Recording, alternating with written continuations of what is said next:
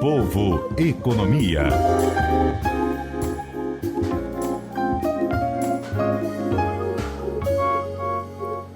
2h19 e voltamos ao vivo, direto do Centro de Eventos do 20º Congresso Brasileiro de Arquitetos. Nós estamos aqui transmitindo o programa direto do evento.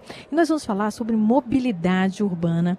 Nós estamos com Francisco Pontes, que é superintendente da Termarco, que é uma empresa de logística, e também diretor do Sindicato das Empresas de Cargas e Logísticas do Estado do Ceará. E vamos discutir essa questão da mobilidade urbana, dos caminhões. Os caminhões são culpados por esse trânsito? Qual a parcela de culpa desse setor? Boa tarde, seja bem-vindo. Boa tarde, obrigado pelo convite. Boa tarde, Odilon. Na realidade, nós vamos falar sobre a ausência de planejamento das cidades. Tá? As cidades devem ser planejadas para as pessoas e, como é o comum das ações de governo, é agir sobre o efeito do problema. Então, a mobilidade em si, ela nunca é planejada. Então, agir sobre essas consequências da mobilidade é o que está acontecendo hoje e gerando cada vez mais custo para o próprio consumidor e para a cidade. E essa questão da falta de planejamento, é possível a gente mensurar o custo, quanto ele aumenta? Por exemplo, existem já projetos para que os caminhões circulem na cidade em horários alternativos. Essa seria uma ideia plausível para o setor e para a população? Resolveria o problema? Essa é a saída da maioria das cidades do mundo, né? Hoje no Brasil nós temos 160 cidades com restrições de trânsito. E, em média, essa restrição está causando uma oneração no frete de 20%. E isso tudo é repassado automaticamente para o consumidor. E esse é o peso da ausência do planejamento. Que alternativas poderiam ser realizadas? Que tipo de parceria poderia ser feito entre a iniciativa privada, os governos, nesse planejamento? Nós temos um modelo já no CETCAS com outras instituições públicas que é participar com a prática, né? E ajudar nas ações de governo, tipo o anel rodoviário, os corredores logísticos que nós achamos que são importantes, nessa discussão de quem faz a prática da logística. E aí sim, dentro de um modelo de ajuste de conduta, a gente poder ajudar a cidade. Pode falar. Naquilo que é a nossa prática, de ter horários de acesso com modelos de carro. Mas isso exige que seja com previsões, com planejamento, para que você crie um outro modelo de frota que possa acessar a cidade sem onerar e sem prejudicar a mobilidade das pessoas, que é o fim da cidade.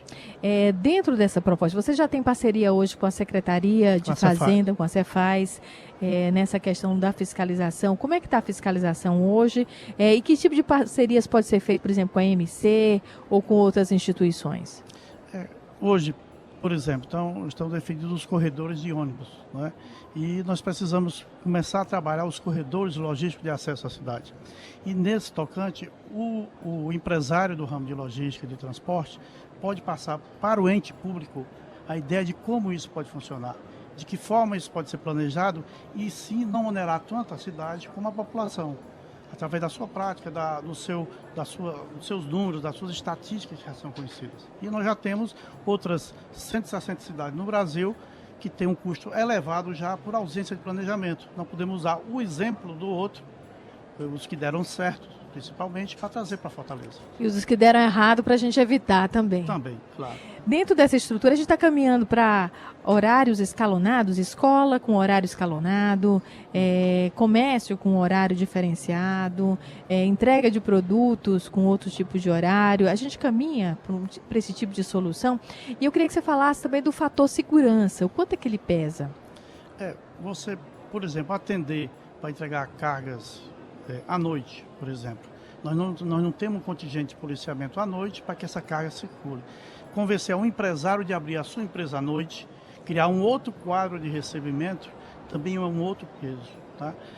O que nós achamos é que dentro desse planejamento da cidade, nós podemos ter os corredores. E dentro de um modelo de carro que possa acessar a cidade e que possa propiciar. Mas antes disso, nós pensamos que o planejamento da cidade passa pelas regionais, onde libera os estabelecimentos comerciais, onde são liberados alvarás de construção ou de funcionamento de atividades comerciais, onde muitas das vezes a região não comporta. E isso faz com que o impacto na cidade seja maior do que o benefício do empreendimento. E aí depois nós vamos corrigir com restrição. Aí custa mais caro ainda corrigir a restrição. Então um alvará, que parece uma coisa simples, mas eu boto na mão de um funcionário técnico que me libera um empreendimento que vai gerar um fluxo muito grande de veículo. Esse funcionário passa a ser a pessoa mais importante da região daquela cidade. E, no entanto, ele não tem a assistência. Ele é um técnico que está definido segundo o seu conceito técnico e a cidade não é ouvida sobre esse empreendimento. Nós estamos conversando com Francisco Pontes, que é superintendente da Termaco, que é uma empresa de logística, e também diretor do Sindicato das Empresas de Cargas e Logísticas. E a questão da segurança? Você falou da estrutura hoje para fazer entregas no período da noite.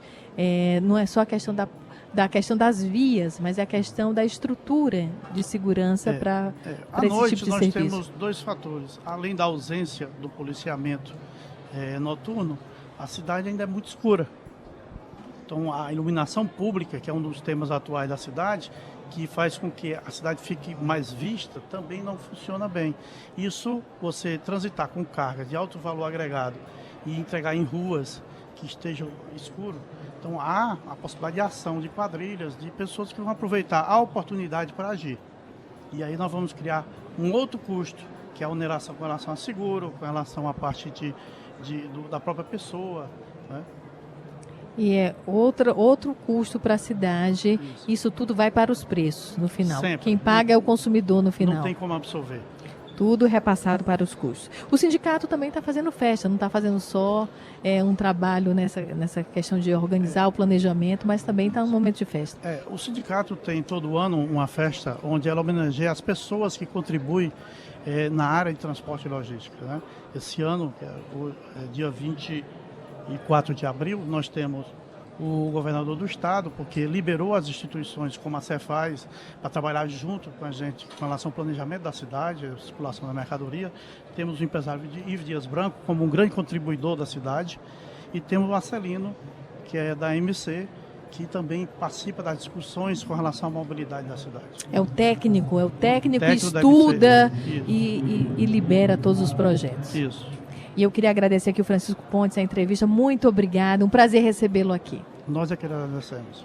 Nós conversamos com Francisco Pontes, diretor da Termaco, aliás, superintendente da Termaco e diretor do Sindicato das Empresas de Cargas e Logística do Estado do Ceará. E nós voltamos daqui a pouco. Até já. O Povo Economia.